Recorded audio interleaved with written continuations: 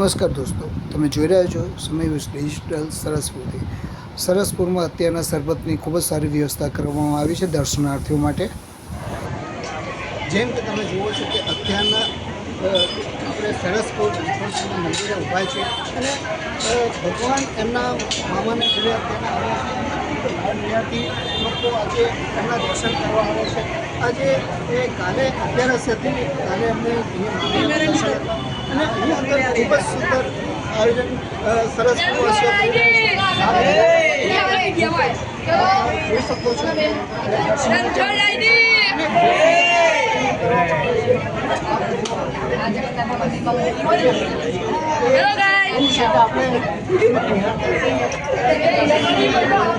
જે બી દર્શન કરવા માટે આવે છે એના સુંદર